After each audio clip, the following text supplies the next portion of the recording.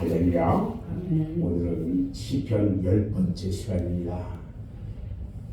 오늘 시편 9편 1절로 12절 말씀을 통해서 주 안에 있는 자의 찬양, 이런 제목으로 말씀의 은혜를 나누려고 합니다. 오늘 본문 말씀을 보면 한마디로 오늘 본문 말씀 9편을 요약을 한다면 공의로 심판하시는 하나님, 이렇게 말할 수가 있어요. 본 시의 배경을 잠깐 살펴보면 다윗이 암몬 족속을 정복하기 위해서 악인들을 심판하는 하나님을 노래하며 찬양하고 있는 시예요. 자, 암몬 족속이 과연 누구이냐? 잠깐 살펴보면은 여러분들이 그 로키에서 봤죠? 아니 창세기에서 봤죠? 롯이 범죄를 합니다. 아브라함의 조카 롯이 범죄를 하는데 그 소돔과 고모라에서 이 범죄 가운데 있다 보니까 하나님께서 멸망하시기 전에 천사들을 소돔 속으로 보내요. 그래서 롯과 롯의 아내와 두 딸의 손을 잡고 소알성으로 가라고 해요. 그런데 롯의 아내가 과거에 지금까지 소돔과 고모라 성에서 살면서 즐기던欢楽, 그 좋았던 거, 이것들을 버리지 못하고 뒤로 돌아와. 그래서 소금 기둥이 되었어요. 그 이후에 롯의 두 딸은 소알에 거주하는 것이 두려운 거예요. 그래서 굴에 숨어서 거주를 하고 있는데 이때 두 딸이 아버지 롯에게 술을 먹여서 동침을 합니다.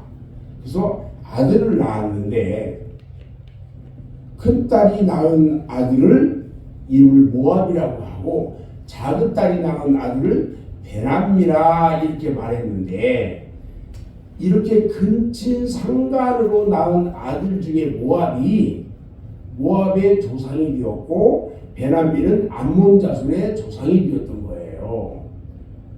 그래서 이들은 근친상간으로 낳은 범죄의 원흉들이란 말이겠죠.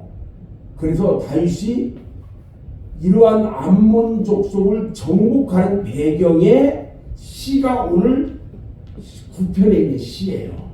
이해가 쫙 되죠? 9편을 좀 자세히 보면 1절부터 12절은 바로 이런 여호와를 자신의 지주, 땅의 주인으로 택한 자의 찬양인데, 잘 들어야 돼. 지금부터는 다윗이 보는 그 믿음의 눈에는요, 여호와께서 확고부동한 분으로 나타나요. 세상이 변하고 사람의 마음이 변하고 사랑의 이 철학이 변한다 할지라도 그분만은 변하지 않고 일관성을 갖고 우리를 대해 주시는 분으로 보고 계시단 말이죠. 비록 나쁜 짓을 했을지라도 내가 너희들을 축복하고 하늘의 별과 같이 땅에 모래알처럼 너희 자손을 주겠다고 했던 그 약속을 비록 범죄한 너희들이지만 땅의 주인으로 너희들 주겠다. 오늘 그 본문 7절을 한번 볼까요? 7절을 보면 여호와께서 영원히 앉으시며 심판을 위하여 보좌를 준비하셨구나, 이렇게 말씀해요. 우리도요, 오늘 시편의 저자처럼 나의 모든 것을 하나님께 맡길 수 있어야 돼요.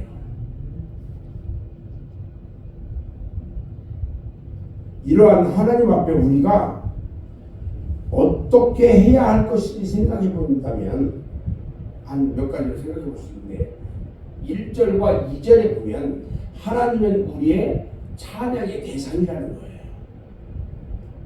다윗은 오늘 본 시편을 통해서 승리의 영광을 하나님께 돌리는 아름다운 신앙을 보여주고 있다는 거예요. 그래서 다윗이요, 그 놀라운 승리의 결과 중에 지극히 작은 일부분이라도 자신의 능력에 의해서 성취됐다, 내가 잘해서 성취했다, 승리했다, 이렇게 말하지는 않아요. 그 승리를 가리켜서 주의 기사라고 말하고 있다는 거예요. 1절 말씀을 잠깐 같이 볼까요? 여호와 우리 주여, 주의 이름이 온전히 어찌 그리 아름다운지요, 주의 영광이 하늘을 덮었나이다.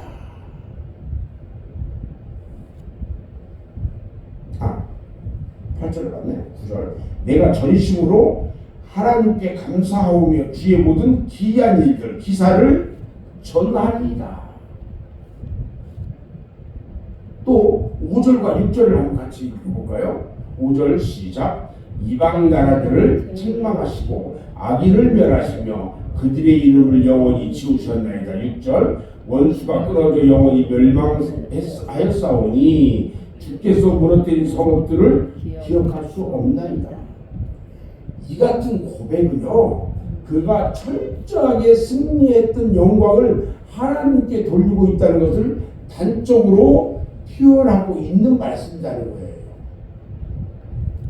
두 번째, 3절에서 8절을 보면은 하나님은 우리의 통치자라는 겁니다. 하나님은 우리의 찬송을 받으실 대상이시고 영원한 통치자라고 말하고 있어요. 통치자에게 있어서 필수 불가결한 요소는 뭐냐? 통치할 수 있는 능력과 범법을 했을 때 다스릴 수 있는 재판권을 가지고 있다는 거예요. 통치하는 데 필요한 능력은요, 내부의 소요와 외부의 침입을 모두 막을 수 있을 정도의 것이어야 한다는 거죠. 하나님은 악의 세력으로부터 우리를 보호하실 능력이 있으신 분이라는 거예요. 아멘. 오늘 본문 3절 말씀을 보면요, 내 원수들이 물러갈 때에 주의 앞에 넘어져 망했다, 이렇게 말씀해요. 그리고 5절 6절 아까 읽어봤죠. 물론 이 말은요, 하나님을 믿는 백성이 있는 나라는, 잘 들으셔야 돼요, 하나님을 믿는 백성이 있는 나라는 절대 전쟁에 지지 않을 것이라고 보증하는 것을 의미하는 것은 아니에요. 하나님께서는요, 자신의 주권적인 섭리에 따라서 모든 것을 이행하고 계시단 말이죠. 어떤 때는 믿는 백성들도 전쟁에서 죽게 하기도 하고요, 참패를 하게 하는 경우도 있다는 거예요. 그러나 하나님이 의도하신 것이 그대로 성취되는 거라는 거예요. 내가 이런 거야. 쉽게 얘기하면, 내가 사업을 하고 있어. 사업을 하고 있는데 우리 하나님이, 내가 예수 믿고 하니까 우리 하나님이 나 다 처음부터까지 다 잘 지킬 거야. 그건 아니라는 거야.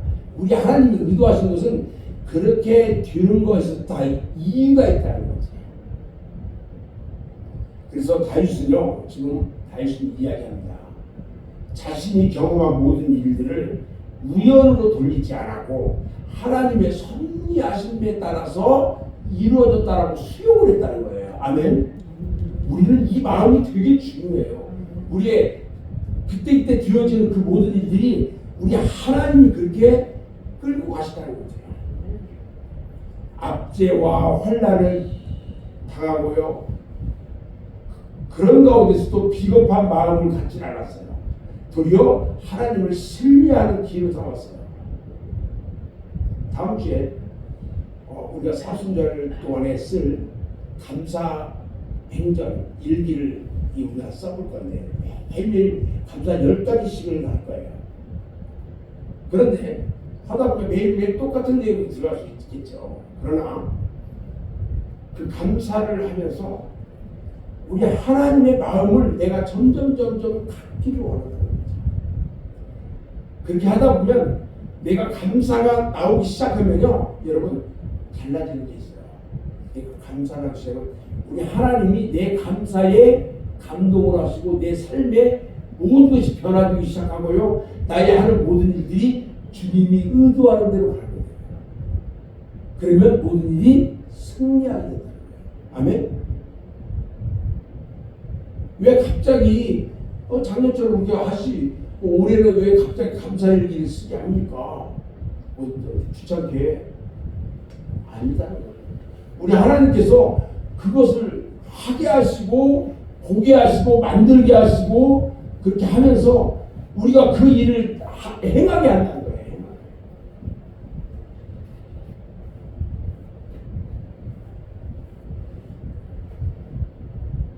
우리 하나님께서는요 왜 그렇게 하느냐, 우리에게 공의를 베푸신 의지를 가지고 우리를 통치하기 때문에 그래요. 물론 최종적인 공의는 아직 미래에 속해 있어요. 앞으로 우리가 살아가는 동안에 있는 하나님의 공의는 우리는 몰라요. 지금 어디까지인지. 이건 미래에 속해 있는 거야. 그러나 우리 예수님께서 이 땅에 이 세상에 오실 순간, 아니 그 이전에라도 여호와께서 이스라엘을 통해서 계시를 하심으로 공의를 계속 베풀어 오셨다는 거예요. 그래서 그 베풀어 오신 공의, 앞으로 계속 이어질 공의가 이어진다는 거예요. 우리가 단편적으로 사건들을 보면은 하나님께서 공의를 베푸신 것처럼 느껴지지 않을 때가 많아요. 하나님께서는 공의를 베푸고 계신데 하나님께서 지금 공의를 베푸고 계시지 않는 것처럼 느껴져. 예를 들어서 이런 거야. 네로 황제 아시죠? 네로 황제가 그리스도인들을 무참히 죽인 사건. 우리 하나님이 공의라고 볼 수 있어요, 없어요? 느껴지지 않는다는 거죠, 그죠? 우리 하나님께서 그렇게 하지 않으셨다는 거죠. 또 히틀러가 유대인들을 학살한 사건들을 보자고요. 하나님을 믿는 자들을 학살했어요, 그들이. 스탈린이나 모택동이나 김일성 이 사람들을 볼 때 전혀 하나님의 공의가 없는 것처럼 보여요. 이번에 참 의미 있게 본 신의 악당 이북이에요. 종교가 없는 그런 억압된 그런 땅에 신의 악당이 존재하고 있었다는 거예요. 하나님의 공의가 전혀 없는 곳에, 없는 것처럼 보이는 그곳에 하나님의 공의가 살아 숨쉬고 있었다는 거예요. 그러나 2000년 교회 역사를 통해서 볼 때에 이들 박해자들로 인해서 그리스도인들의 순교는 하나님 나라를 확장하는데 엄청난 역할을 했을 뿐만 아니라 이들 독재자들은요 모두 하나님의 말씀대로 죽었거나 아니면 죽음을 기다리고 있고 또 그 후에도 심판이 있으리니 이렇게 히브리서 9장 27절에서 하신 말씀대로 된다는 거예요. 심판이 있을 거라는 거예요. 그 후에, 그 후가 언제예요? 마지막 주님의 때에, 주님의 마지막 주님 앞에 섰을 그때에 심판이 있다는 거예요. 오늘 본문의 9절에서 12절 말씀을 보면 세 번째로 하나님은 우리의 피난처시래요. 하나님을 나의 이 땅의 주님으로 지주로 삼는 자에게는 하나님이 찬송의 대상이시고 세상을 통치하시는 왕이실 뿐만 아니라 환난 날에 피할 수 있는 피난처가 되신다고 말하고 있어요. 여러분들이 피할 곳이 어디입니까? 옛날에는요 우리가 무슨 일이 터지면 피할 수 있는 곳이 방공호였어요. 방공호. 전쟁 때는 방공호로 피했잖아요. 그래서 전투기들이 그렇게 많이 폭격을 가했어도 방공호에 있는 사람들은 살아남을 가능성이 컸었다고 해요. 그런데 이제는 좀 달라요. 방공호를 파괴할 수 있는 핵무기, 파괴가 되지 않아도 우영으로 우리를 죽일 수 있는 방사성 물질, 세균폭탄 이것들이 너무너무 많기 때문에 그 어디도 안전한 피난처가 없어요. 전쟁이 일어나면 여러분들 어디로 피난갈 수 있어요? 없어요. 이 자리에서 모든 것이 결정이 돼야 돼요. 그러나 오늘 시편 기자가 자신의 경험을 통해서 시간과 시대를 초월한 진리를 우리에게 주고 있단 말이죠. 오늘의 하이라이트예요.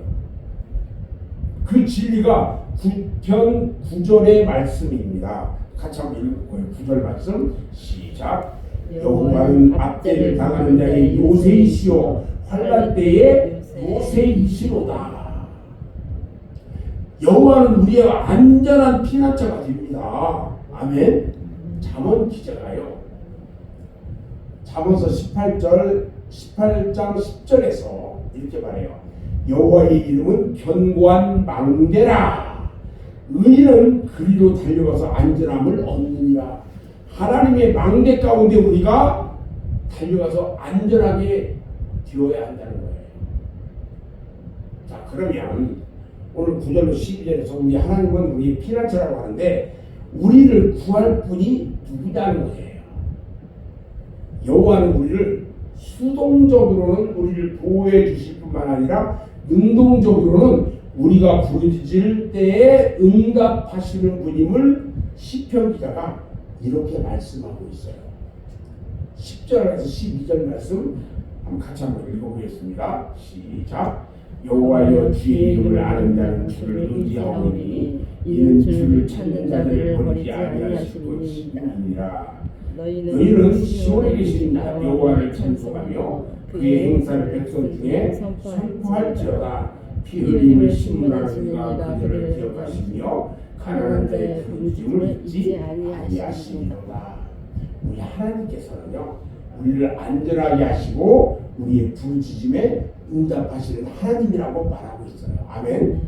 결론적으로 현대인들은요 내적으로 일적으로 여러 요소들을 인해서 불안한 삶을 살아가고 있다는 거죠.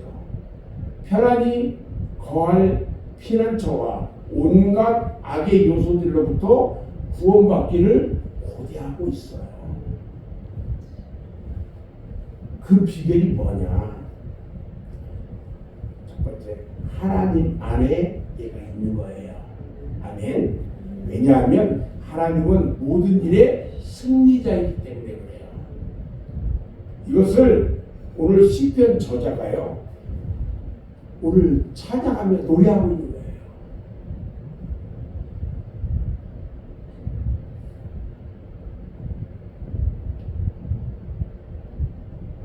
전 시간 혼자 있으면서 묵상을 하는데 우리 주님이 나와 동행하시고 나와 함께 하실 그 일들을 찬양해요. 그래서 입을 통해서 찬양의 소리가 나오게 해요. 그리고 어떤 기도하게 해요. 내가 하고 싶어서 하는 게 아니라 성령께서 그렇게 하게 만들어요. 어제 잠깐 목욕탕에 갔다 왔어요. 목욕탕에 아무도 없어. 목욕탕에 나 혼자만 있어. 탕 안에서 혼자 기도하게 해요. 그냥 이 방언으로 하는 거니까 조용히 그 밑에서 기도하게 하시더라고요. 어느 곳에 있든지 내가 내 방에서 조용히 그 말씀 보면서 묵상하면서 이렇게 있을 때에 주님이 주시는 그 찬양이나 이 기도 이것들이요 나의 모든 것들을 주관하고 내 안에 계신 그분이 나의 삶의 승리자로 나를 만들어 주시는 거예요. 아멘. 여러분 우리가 오늘 이 시편 9편을 보면서 나를 승리자로 이끄시는 그분을 찬송해야 한다. 우리가 모두가 다윗처럼 이 찬송을 통해서 승리자가 되기 위한 우리의 삶이 되기 위해서 오늘 시편 9편이 큰 위로와 힘이 되기를 주님의 이름으로 축원합니다. 기도하겠습니다.